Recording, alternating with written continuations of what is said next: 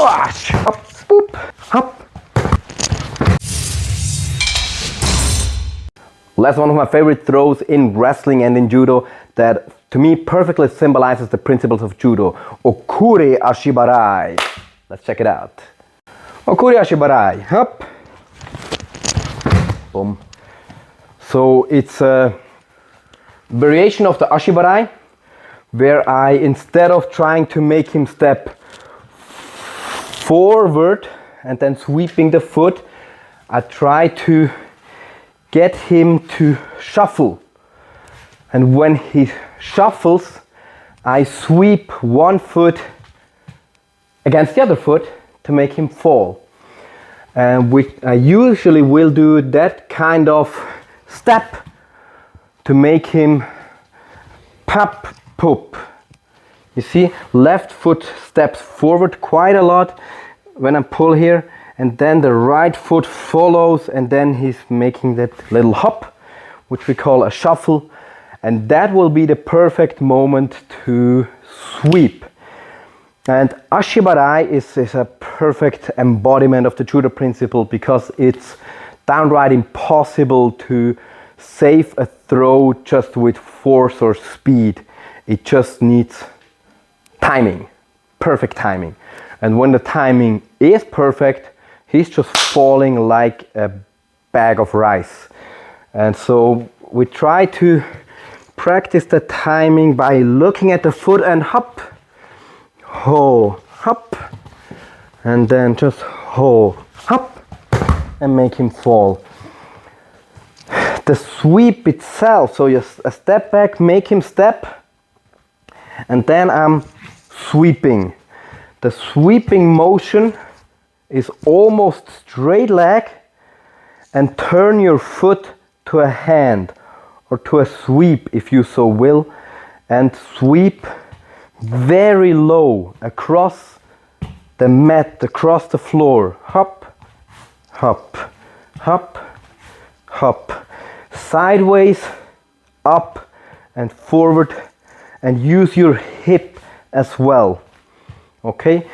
Many people try to hook, so they try to hook Uke's leg, and that is not working. That's not a sweep. I sweep his following foot to the lead foot to make the ankles connect, flip and fall. To practice the timing, we will shuffle along the mat, side to side, gently and relaxed together. Let's first use the wrists to practice. Hop, hop, hop, hop, and hop, hop, hop, hop. And if that works, we will try to hop, hop, hop, hop, to use the foot. Hop, hop, hop, hop. Okay, so it's very easy. And now we will try to finish the throw on the 5th repetition. Like 1, 2, 3, 4, 5. Boop. And 1, 2, 3, 4, 5. Boop. Okay, now we can do the very same, but maybe with only 3, like hop, 2, 3. Boop. It's possible on that side. I almost never do it, but it's certainly possible. And next we will try to create that rotating step, again on the wrists. Hop, boop, hop, boop, hop, boop. So it's a bit earlier, don't wait. If you're too late, if it's like hop, oh he steps, oh I need to sweep, too late.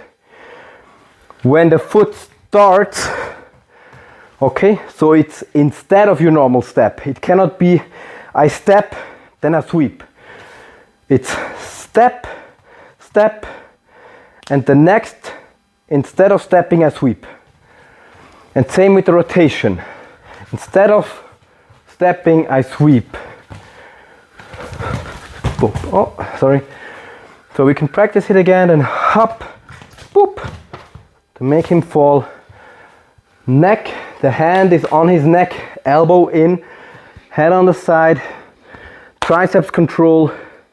I step to his right side, left foot forward, then I pull, whap, and you see now he's made a little jump. It will still work, but usually people will prefer to step. And then I'm just gonna sweep, and it's gonna be a mighty sweep, like imagine like a sweep that big, and I'm like whoosh, push out the trash out in the street, hop, whoosh, and down he goes. Okay, once again, hop, and out with the trash, boom. And as you might have seen, I like to, let's say, oversweep a bit. So instead of trying to gently touch the tip of my foot to his ankle, okay, and when I miss for like 5 millimeters, it's gone. I try to not only use the foot on the ankle, but to come a bit further to already compensate for any mistakes that I might make. And in the end, I might even sweep almost behind his leg. Let's see from which angle we can see. So we do it very slowly once. Hop, like so. So I almost use my thigh to displace his thigh. See this once? Hop, hush! So that is a bit of a variation that I like, that is more foolproof. So the foot sweep is a technique that you need to practice diligently. I had a lot of difficulties with it. I really wanted to learn it because it's almost no power. So it works against very heavy opponents.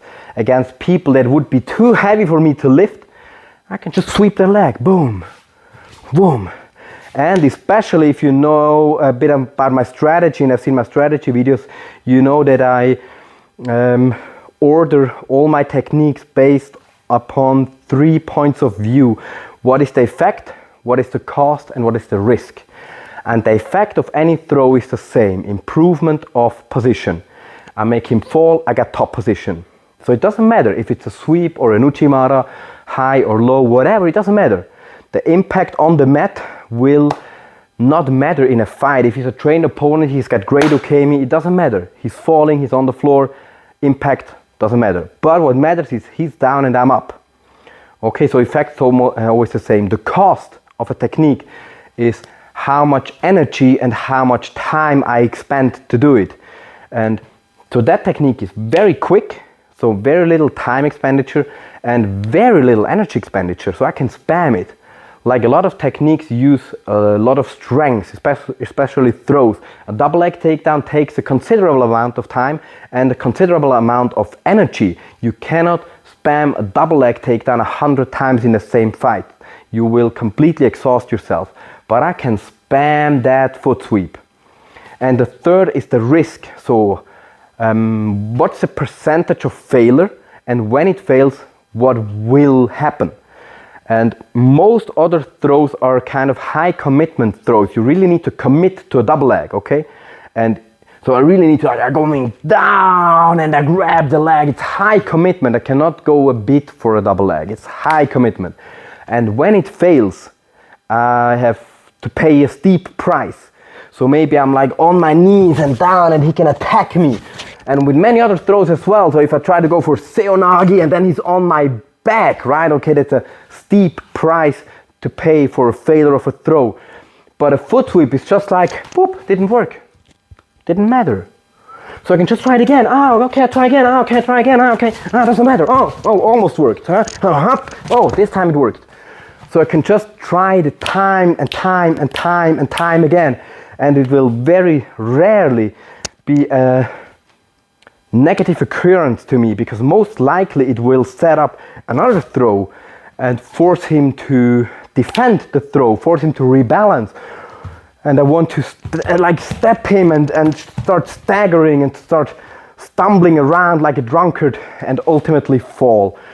So that's why foot sweeps are the perfect throws to me, and they're totally worth to practice and concentrate, focus on not using force and energy for them or try to compensate with speed. Just try to be so easy and feel the timing. Don't look down. I know where his feet are. You know, his head is here.